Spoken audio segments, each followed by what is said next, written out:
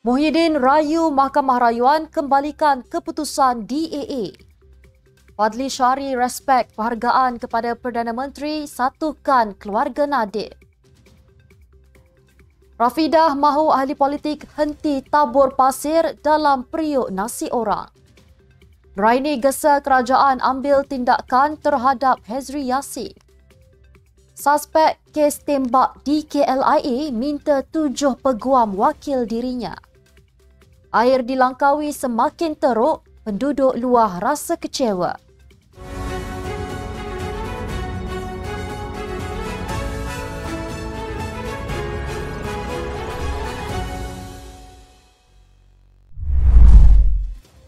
Bismillahirrahmanirrahim. Assalamualaikum warahmatullahi wabarakatuh. Salam Malaysia Madani.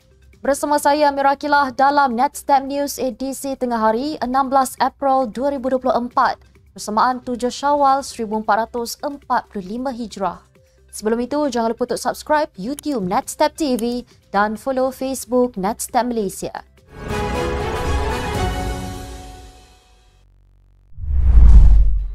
Pasukan Pembelaan Muhyiddin Yassin memohon agar 5 Hakim Mahkamah Rayuan mendengar permohonan semakan untuk mengembalikan keputusan dilepas dan dibebaskan DAA dalam kes salah guna kuasa program Jana Wibawa.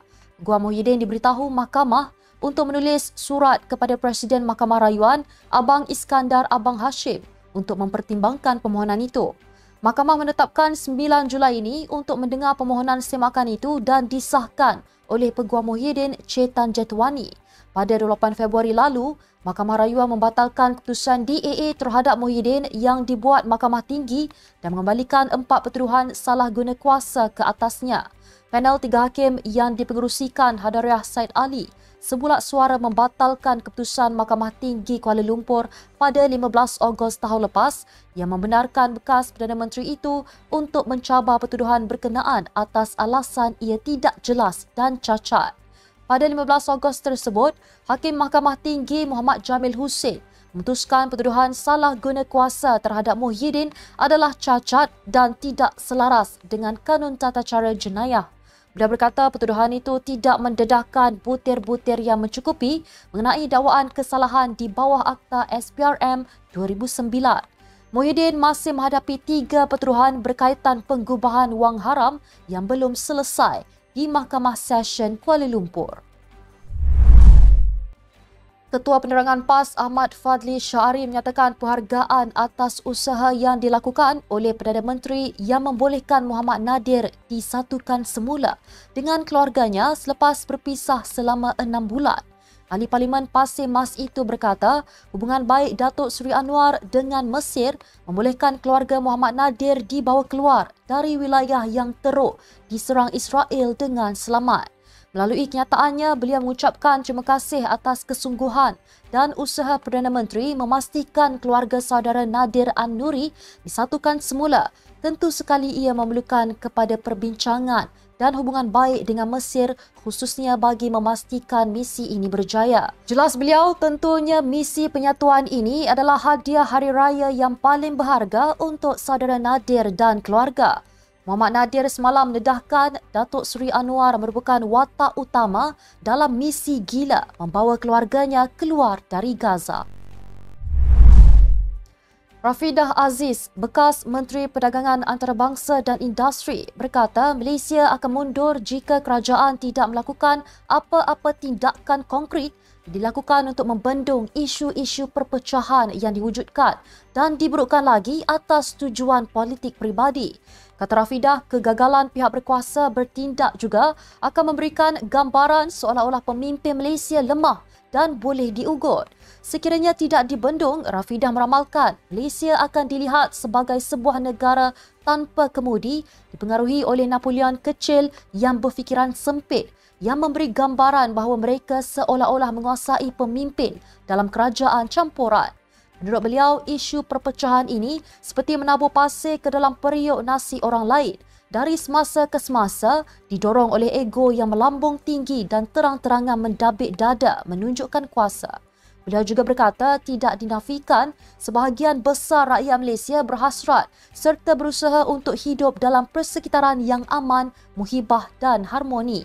Semalam, Ahli Majlis Pimpinan Pusat MPP PKR Manivanan Gowin mencadangkan 10 prosedur operasi standard SOP untuk diguna pakai polis bagi menangani jenayah berkaitan kaum, agama dan raja-raja.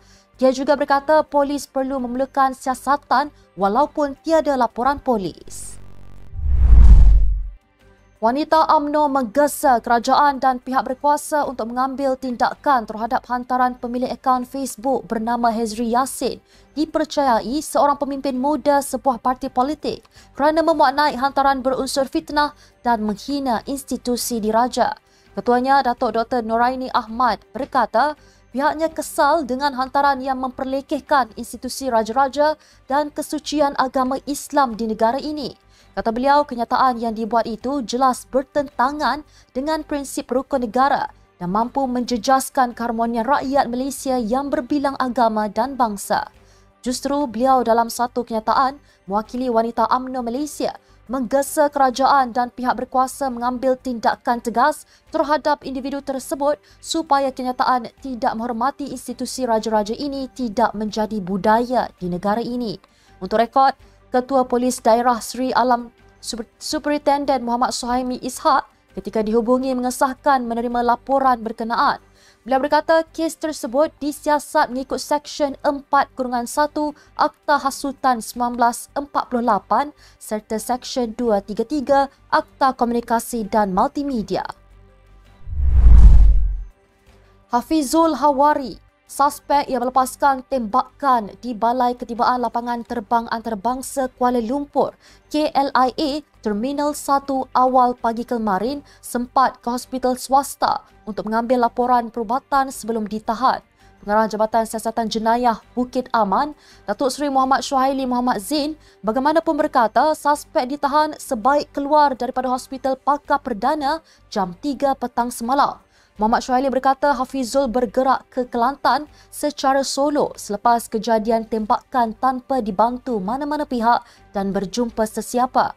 Hafizul yang berusia 38 tahun itu memberitahu media dia memerlukan 7 orang peguam untuk mewakilinya ketika dibawa keluar selepas Mahkamah Magistrate memerintah dia ditahan reman selama 7 hari bermula hari ini sehingga Isnin depan. Hafizul yang memakai baju lokap tiba di Mahkamah Kota Baru pada jam 8.30 pagi tadi diiringi 4 pegawai termasuk anggota polis. Seorang penduduk di Langkawi, Kedah meluahkan keresahan selepas terpaksa berhadapan dengan masalah air keruh yang didakwa semakin teruk sekarang ini. Menerusi perkongsian pengguna Facebook Kak Ngah Mia, misi mendapatkan bekalan air bersih di kawasan perumahannya sudah berlanjutan bertahun-tahun dan memburuk ketika waktu perayaan. Dia memuat naik video menunjukkan aliran air di rumahnya berubah keruh seperti air parit, menyuarakan kekecewaan kerana tidak mampu untuk mendapatkan bekalan air bersih meskipun membayar bil air setiap bulan. Isu tersebut juga menimbulkan kehairanan kerana kawasan lain di sekitar Kedah dikatakan tidak mengalami masalah serupa. Beberapa penduduk turut mempersoalkan perbezaan antara air paip yang disediakan dengan air parit. Sementara itu, ada yang mengakui bahawa kawasan lain di sekitar Kedah masih menikmati bekalan air yang baik dan tidak mengalami masalah serupa. Penduduk juga mempersoal tindakan syarikat air Darul Aman, Sadak, Langkawi dalam menangani masalah kualiti air. Sekian untuk edisi tengah hari ini. Ikuti perkembangan semasa isu-isu panas politik Malaysia setiap hari hanya di Netstab News. Jangan lupa untuk follow Facebook Netstab Malaysia dan subscribe YouTube Netstab TV. Netstab Malaysia menjangkau informasi, mengorak inspirasi. Saya Mira Akila, Assalamualaikum dan salam sejahtera.